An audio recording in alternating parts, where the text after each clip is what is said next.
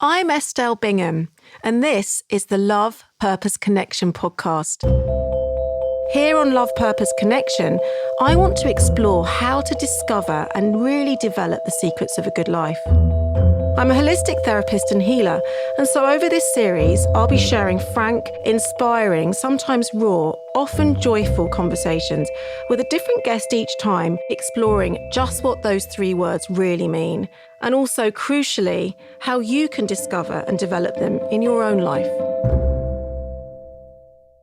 We've all heard the word narcissist a lot recently.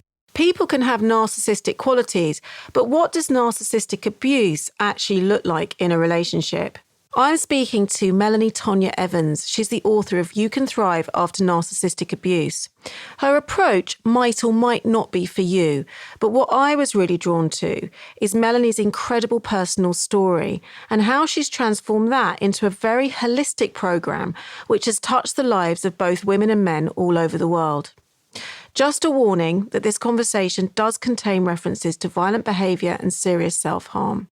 Welcome, Melanie, to the Love Purpose Connection podcast. Hi, Estelle. It's great to be here. I know we finally made it. It was an interesting technical beginning, but here we are, like life is often. It's so true. So there are so many narcissist experts out there. And what I love about your approach, Melanie, is that it is truly holistic. Can you tell me about how that evolved? Yeah, well, what myself and my community do and what my mission is about, it's about solution-based. It's absolutely about not just learning about narcissists and narcissistic abuse. It's about what you can do to take your power, your life, your soul and your sanity back, which I love. But how it all came about, Estelle, was because I married a narcissist, unbeknown to me, who I thought was the love of my life. And I went through an intense 5-year journey of a complete breakdown and significant abuse mentally, physically, emotionally, spiritually, sexually, financially. And I had a breakdown that was deemed by the medical professionals to be irreversible and unhealable. I had a psychotic and adrenal breakdown. I was 80 pounds. I hadn't really eaten for about 6 months. All I could get down was some liquids. I couldn't sleep. My hair had fallen out in clumps. I had complicated post-traumatic stress disorder through the roof and all sorts of things. And I was it shocked me because I was addicted to a man who was destroying my life. I'd never imagined in a million years that I would ever be in a situation like that. I was an intelligent, capable woman who was horrifically addicted to a man who was destroying me. And it ended up in that place. And when I had that diagnosis, I really thought that was the end of my life. I thought that my 15-year-old son would be better off without me. I really didn't want to continue living. And I had a suicide watch after that diagnosis because for me, it was finished. And then I had an epiphany and an incredible moment which granted me the crystal clear clarity that there was a way to heal from the inside out that I'd never looked at, never considered, and nobody had even been speaking to me about. And that started, Estelle, an incredible 18-month journey where sometimes I was existing second per second, but I discovered a way to quantumly be able to go within, realize that he wasn't the savior of my wounds, which I was trying to force him to be. He was actually the messenger of them. And this was really about self-partnering with myself and healing the parts of me that had been deeply unconscious that I'd never realized I'd needed to heal. And it led to not just my survival. It ended up with me thriving on a mental, physical, emotional, spiritual, personal level that I had never believed was possible, even greater than who I was before this had even happened to me. And I had at the start, I just thought I was saving my own life. I didn't realize that A, I would be thriving, and B, that this would start a global mission that has now touched the lives of, I think, around 6 or 7 million people worldwide. You must hear this a lot. I'm too broken to heal. Because I hear that a lot of the time. What do you say to any listeners who feel that right now? I would say that virtually everybody who's had narcissistic abuse feels that and believes that. The fractures that we feel throughout narcissistic abuse, that psychic vandalization and that traumatization, and the literal breaking down of the fabric of your soul feels unhealable. And I would even say that there's two ways to heal this. You can heal where you're trying to just survive, which to me means you're going to be living with a very long, if not indefinite, if not forever process of trying to renegotiate your life with yourself, others, and life while still carrying the traumas. When I was starting my recovery, that was all I saw that existed. However, if we take back our soul right and our imprint and our coded truth to be able to release trauma and unlock source to flow through us as us and reset us back to our original self that we were always intended to be, including shifting that belief that I don't deserve to heal or it's impossible to heal, I'm too broken to heal, all that is an energetic belief. And like any energetic belief, when that's loaded up, released, and replaced with true source to flow through you, that belief no longer exists. And that's how we tackle that belief in my community. Virtually everybody has it. When I have clients come to see me, often they arrive and they don't know that they're in relationships with narcissists, or that there's a narcissist in their workplace, or that they've grown up with a narcissist. And your story, you kind of felt like you'd met the love of your life, which is what so many women and men, meet the loves of their lives, and they're like, everything is as it should be. And then slowly these behaviors start to emerge very subtly. What was your experience of that? Estelle, I really kind of want to back that up a little bit, because really for most of us and virtually all of us, there were some things that didn't feel right from the beginning. Yes. And you are 100% correct in that there is a big pull, there's a big chemical feeling of this is the one, there's a recognition, there's all sorts of things. But really what that goes back to is all of us have a love code, which is a deeply programmed emotional reality of a set of belief systems that we have in our inner being according to love. So, for example, if we've come from love equals to me being invalidated, love equals to me being disrespected, abused, discarded, replaced, deemed not important, abused, even annihilated, because that's been our emotional perception of love from a very, very early age. What happens is narcissists are very good at ascertaining people, sizing them up, and working out what makes them tick. Now, a narcissist, to infiltrate somebody's life in order to get narcissistic supply, which is attention, acclaim, and stuff, because they're an empty void. What they do is they ascertain what has hurt you, they find it out, and they profess to be the savior of that, or they will grant you something that's been missing. So if you don't have confidence and you don't have boundaries, well, then they kind of work out that, I'm big and strong and I'm going to be able to look after you. They work it out very quickly if you're a target. Now, you've already got that chemical unseen attraction because they equal your love code. So let's say love equals invalidation for you. Somebody who is going to invalidate you is going to be attractive. Now, they're going to appear to validate you. So you think, oh my gosh, this is so beautiful. I feel met and held. Then what happens is once they infiltrate your soul, your body, your mind and your heart, and often your home, once they're in, then the mask will fall and they will start playing out the patterns with you of invalidation. The very thing that you thought you had is going to get the flip and switch. And it can happen very quickly. The thing is, you will feel and see the things that feel off, but you'll justify them away. Let's think about this piece, the love code.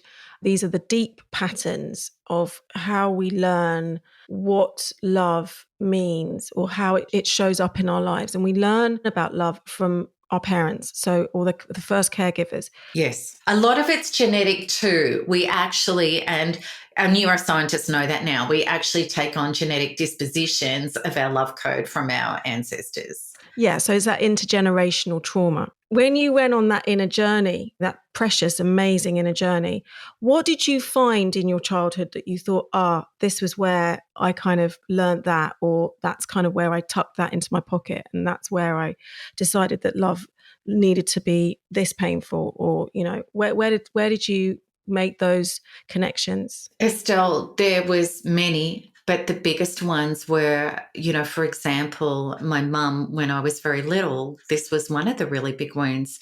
She used to say, it was a bit of a joke, she used to say, I wish I didn't have kids. I really wanted a poodle and a Mercedes instead.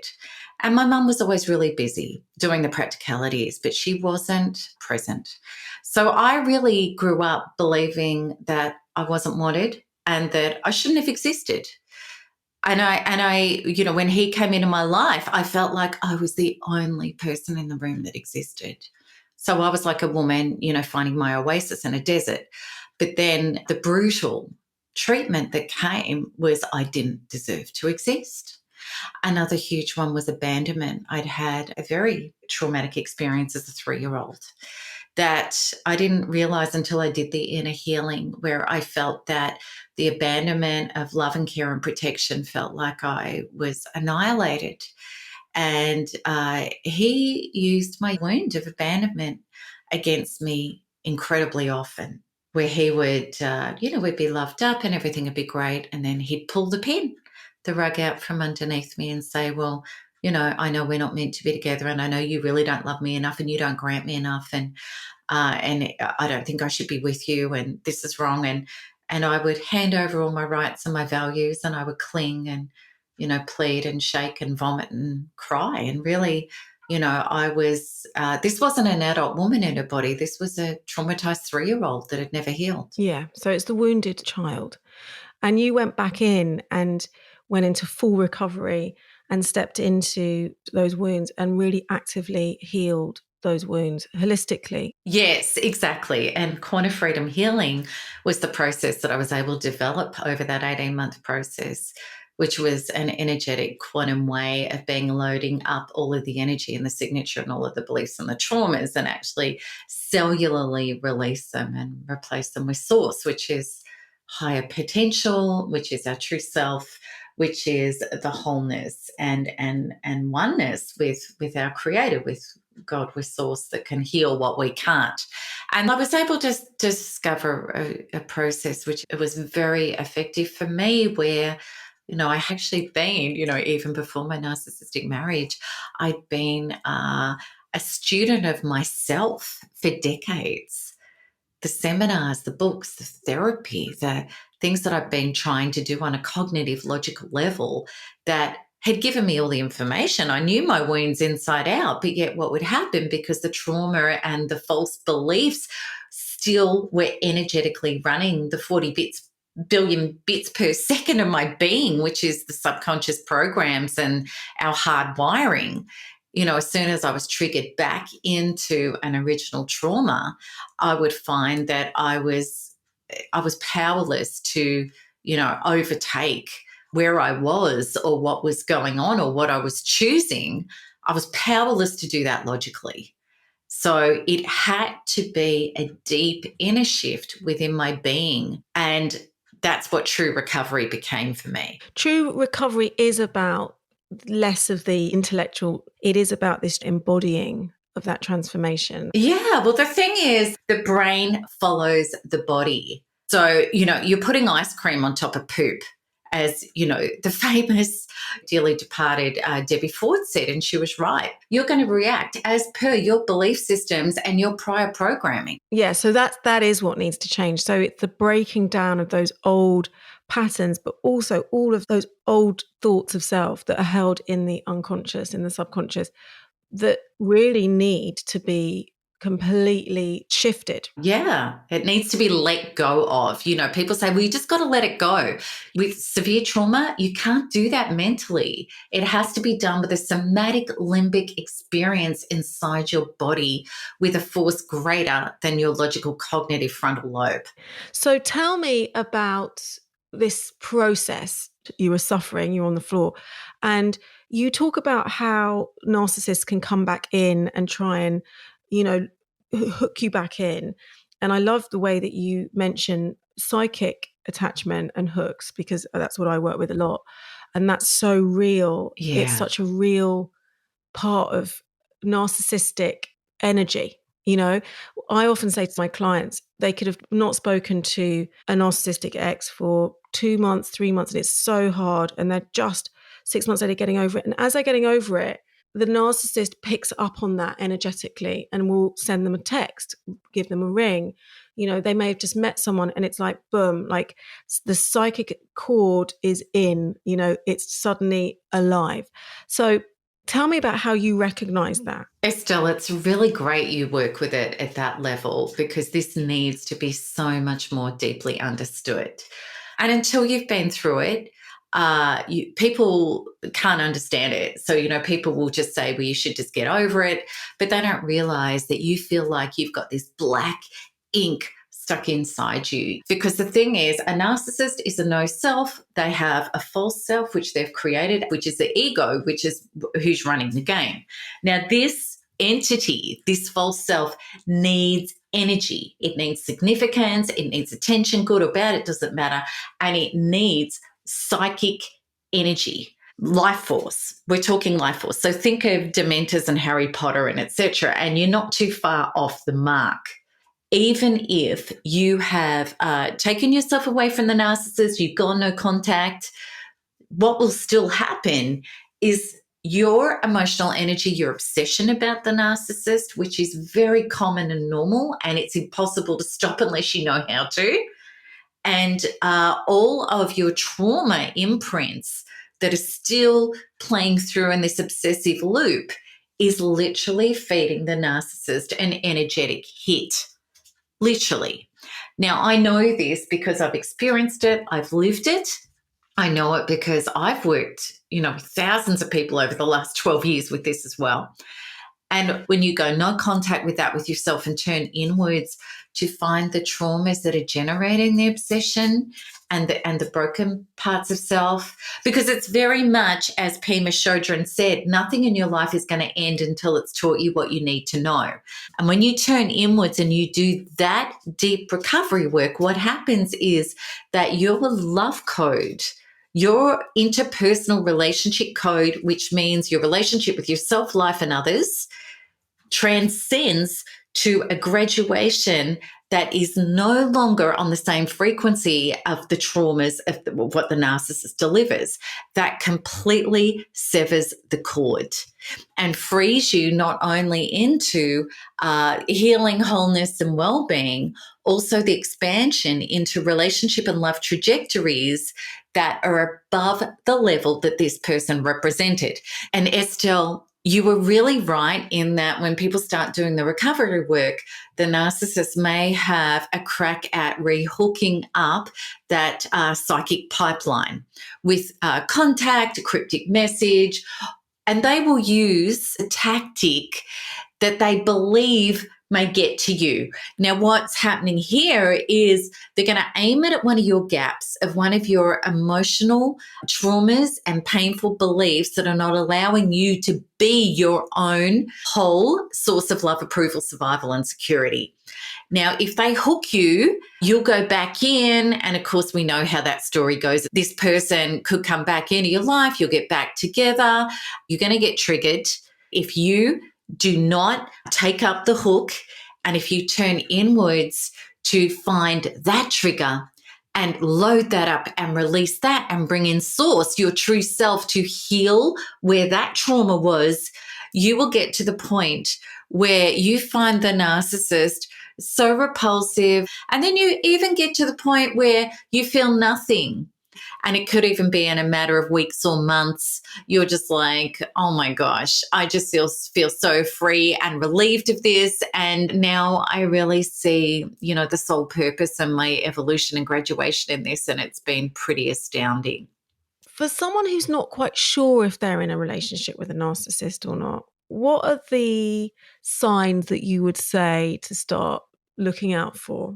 Some of the kind of red flags. So, first of all, Estelle, I really encourage people to get off trying to say, well, was it absolutely a narcissist or covert or overt or how big or how. The reality is, if we're having disappointing and toxic or abusive or even just disappointing or disconnected relationships with our self-life and others, there's inner work to be done. And, we have lots of people in our community that may never work out whether they're with a narcissist or not. They just want to heal their inner traumas and their belief systems to align with the relationships they truly want to live. So really, it is never about who that person is. It's about, why am I hanging on to somebody who doesn't share compatible values, who I'm in a power struggle with, trying to change them so that I can feel loved, approved of, and have survival and security. That's always where you need to investigate. So how do we know we're with somebody who's a narcissist? I always believe the biggest determinant is you're having conversations and arguments that are ridiculous. You feel like your head is spinning. One of the other ways that you can really tell is that they get very insecure and bent out of shape if you're granting attention to anything or anyone else. And because they always have to be getting narcissistic supply, if you shut that off because you're unavailable to give it, the false self will want to punish you for that. So there's all sorts of crazy things. The fundamental piece feels like it's not about love. It isn't love. This is something wholly different. And I think that feels like the really important piece to get a hold of. This is narcissistic supply. It isn't anything else. But what's so confusing is because you're in such a chemical peptide addiction, you literally are. You're being destroyed by somebody that you have unconsciously positioned as the savior of your wounds. So that means rather than, pulling away and turning inwards, you're actually trying to force that person to fix you what they're actually creating. It's like somebody who's hooked to a poker machine. They're suffering financial destruction and they're hooked onto that, trying to get it to fix them. And this is exactly what happens in the addiction cycle with a narcissist. You feel like you're going to die without this person because they're actually the supplier of the drug. You think it's love. It feels like love, but it's not. When you know how to reverse that physiological peptide addiction, you come out of the trance of believing you're in love with this person, and all of a sudden you're not.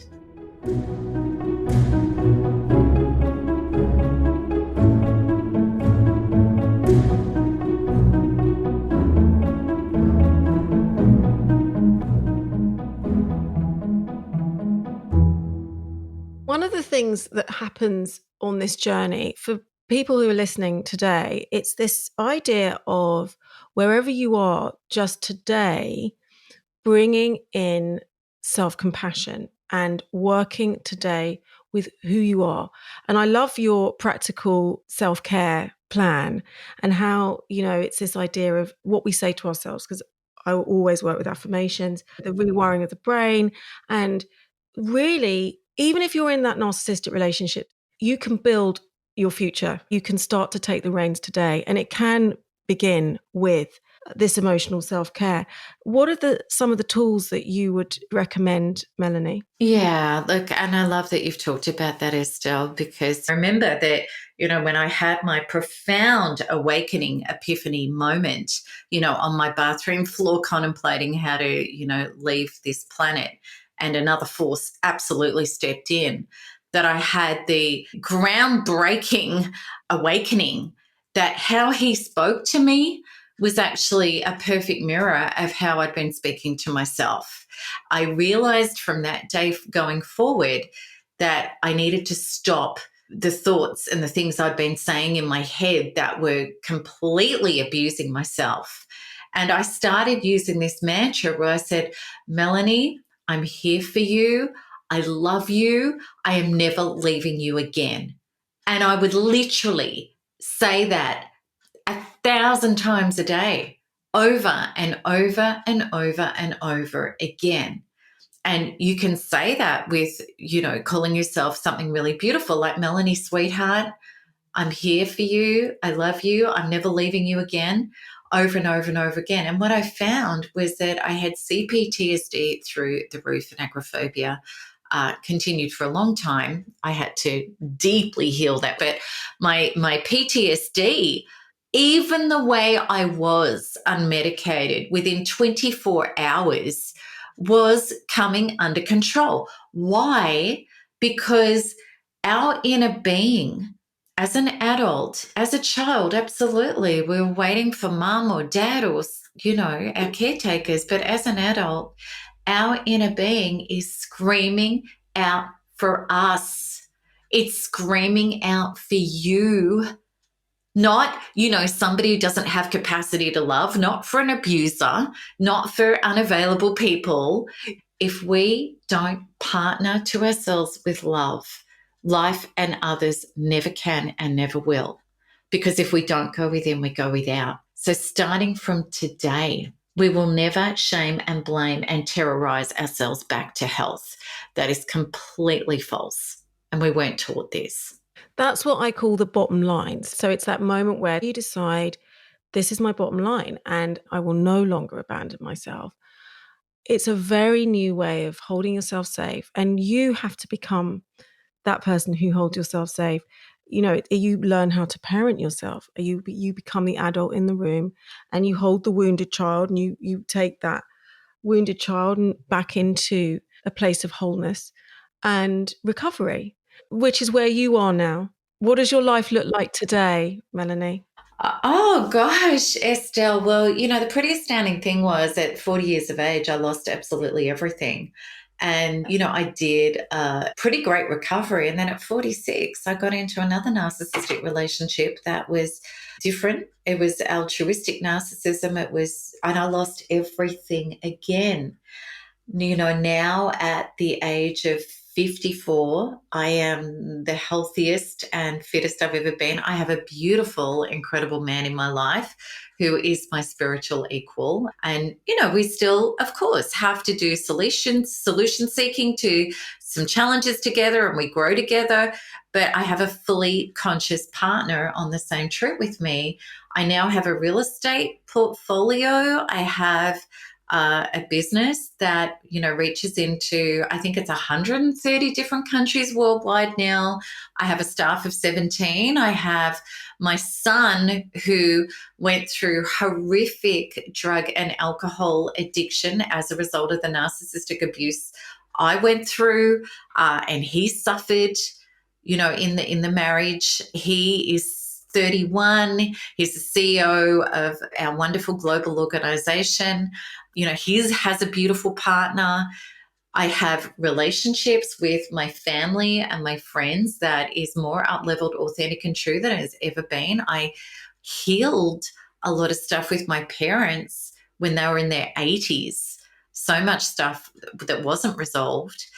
And the thing is, Estelle, this is life living from the inside out. I found that any limitations, any challenges and any problems that I've had in my life, when I work them out within, then I get aligned with true source and the solution and the capacity to be able to show up in life in a way that works.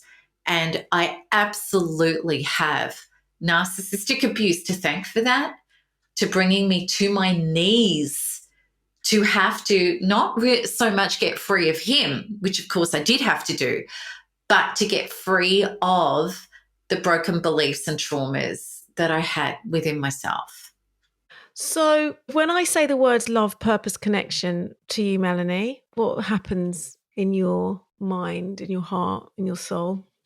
To me, that is the claiming of our original self, which is love.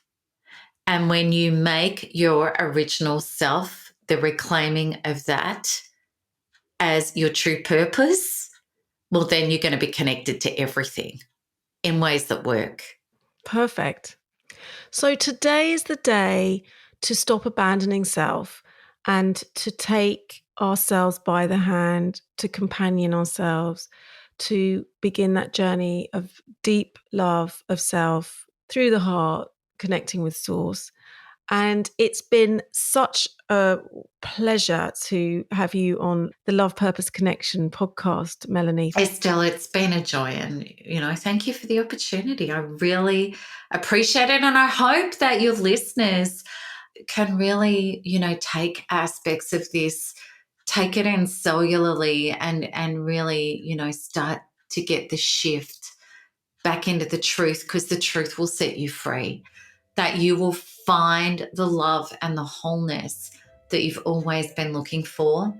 And once that becomes your focus, then it becomes really organic, natural, and beautiful to build on that with people and things outside of you that are genuine and real. But it has to be done from the inside out. To find out more about Melanie, she's at Melanie Tonia Evans on Instagram. You can find me at estelle.bingham. If you've enjoyed the show, do share it, rate it, and review it. If you or anyone you know has been affected by the issues raised in this conversation, then Melanie's approach is one of the many options available to you. One of those in the UK is the echosociety.org, where you can find information and support. There's also the National Domestic Violence Helpline. It's free and you can call 24 hours on 0808 2000 247. This podcast is produced by Sarah Cudden with exec production from Kate Taylor. It's a Feast Collective production. Until the next one, wishing you all more love, purpose, and connection.